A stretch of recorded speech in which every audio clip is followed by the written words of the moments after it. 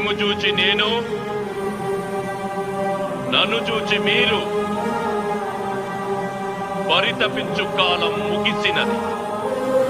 ఇక ఇతడే రాజ 1000 సంవత్సరాల క్రితం చోళ, పాండ్య వంశాల మధ్య ఒక శక్తివంతమైన శివలింగం కోసం ఘోర యుద్ధం జరిగింది. ఆ యుద్ధ చివర్లో చోళ వంశానికి చెందిన యోధుడు శివుని మహాతంత్రంతో శిలను కాపాడుతాడు. అందుకు ప్రతీకారంగా పాండ్యరాజు శాపం వేస్తాడు. శాప ప్రభావంతో ఆ ప్రాంతం మాయాలోకంగా మారిపోతుంది. అందులో చోళ వంశీయులు బ్రతికే ఉన్నారు, కానీ లోకంతో సంబంధం లేకుండా చీకటి గదిలో ఉన్నారు. 1000 సంవత్సరాల తరువాత కార్తీ ఒక పుస్తకం ద్వారా తన పాత వంశ గాథల మీద రీసెర్చ్ మొదలు పెడతాడు. తన పూర్వజన్మ గుర్తుకొస్తూ ఉంటుంది. తనతో పాటు పూర్వజన్మలో ఎత్తుకొని తీసుకొచ్చిన చిన్న పిల్లవాడు కూడా మళ్ళీ పుడతాడు. తన పేరు అరుణ్.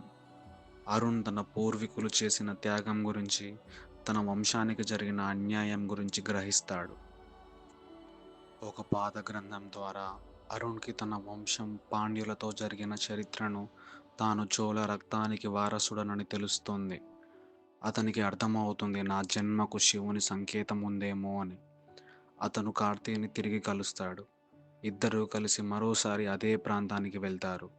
మాయాలోక ద్వారం అడవిలోకి వెళ్తారు. వారు అడవిలోకి అడుగు పెట్టగానే గాలి ఆగుతుంది, పక్షులు నిశ్శబ్దమవుతాయి, ఆకాశం నల్లగా మారుతుంది. ఒక శిలపై వారి నడకలతో మంత్రాల రేఖలు ఏర్పడతాయి. అక్కడ ఒక పాండ్య రాజ్య యువరాణి ఆత్మ కనిపిస్తుంది. కానీ ఆమె వీళ్లకు సహాయం చేయడానికి వచ్చింది. ఎందుకంటే వాళ్ళ జాతి ద్వారా వీళ్లకు అన్యాయం జరిగిన సంగతి ఆమెకు తెలుసు కాబట్టి. చాలా ప్రమాదాల నడుమ వెళుతుంటే అక్కడ ఒక మాయా ప్రదేశం కనబడుతుంది. అక్కడ ప్రతి 30 నిమిషాలకు మారే కాంతి రేఖ చక్రం ఉంటుంది. ఆ కాంతి గుండా నడవకపోతే శిల అయిపోతారు. మెల్లగా ఆ ప్రదేశం నుండి తప్పించుకుంటారు. తర్వాత ముందుకు వెళుతూ ఉంటే కాల సర్పాల నదీ ద్వారం కనబడుతుంది. ఆ నది నిండా కాల సర్పాలతో నిండి భయంకరంగా ఉంటుంది. ఆ నదిని బ్లైండ్ మూమెంట్స్తో ఆ నది దాటాలి. కళ్ళు తెరిచి చూస్తే కాల సర్పాలు మింగేస్తాయి. ఆ నదిని కూడా వీరు దాటేస్తారు. అలాగే వెళుతూ ఉంటే చక్రగుహ కనిపిస్తుంది. ఇక్కడ నిశ్శబ్దంగా శ్వాస తీసుకోకపోతే గుహ మొత్తం కూలిపోతుంది. ఆ గుహ నుండి కూడా తప్పించుకుంటారు. అన్నీ దాటి చివర్లో చంద్రశిల గదిలో తిరిగి శాపగ్రంథం కనిపిస్తుంది. ఆ శాపగ్రంథంలోనే చోళ ప్రజలు చీకటి లోకం నుండి బయటకు రావడానికి మార్గం ఉంటుంది. ఆ సమయంలోనే వీళ్ళకు ఒక విపత్తు ఎదురవుతుంది. ఈ మాయాలోకాన్ని మళ్ళీ స్వాధీనం చేసుకోవడానికి అభయవర్మ వస్తాడు. ఇతను పాండ్య వంశ వారసుడు. ఇప్పుడు మోడ్రన్ శక్తులతో కూడిన తాంత్రికవాది. తన మిషన్ చోళ వంశాన్ని చెరిపేయడం.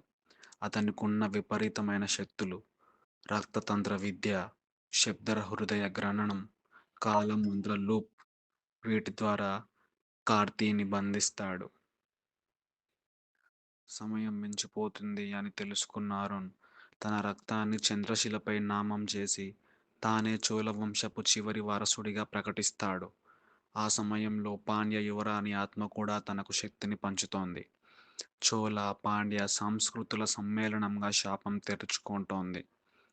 కార్తీ, అరుణ్ కలిసి అభయవర్మపై త్రినేత్ర శివతంత్రంతో గట్టి ఎదురుదాడి చేసి మాయాశక్తిని భస్మం చేస్తారు. మాయాలోకం కరిగిపోతుంది. తొలిసారిగా ఆ ప్రాంతం మీద నిజమైన సూర్యుడి కాంతి పడుతోంది. చోళ ప్రజలు బయటికి వస్తారు. అరుణ్ కోసం ఎదురు చూస్తూ ఉన్నారు. వాళ్ళు, నీవే మా రక్తానివి, ప్రతినిధివి, మళ్ళీ పాలించు అంటూ ఆ ప్రజలు అంటారు.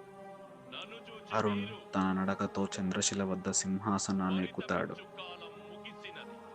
కానీ ఇక ఇతడే కార్తీక్ ఏదో శబ్దమై వెనక్కి తిరిగి చూశాడు. ఒక శిలపై ఇంకొక వాక్యం ఉంటుంది. మరలా యుగం మారినప్పుడు ఈ శక్తి మళ్ళీ పుడుతుంది.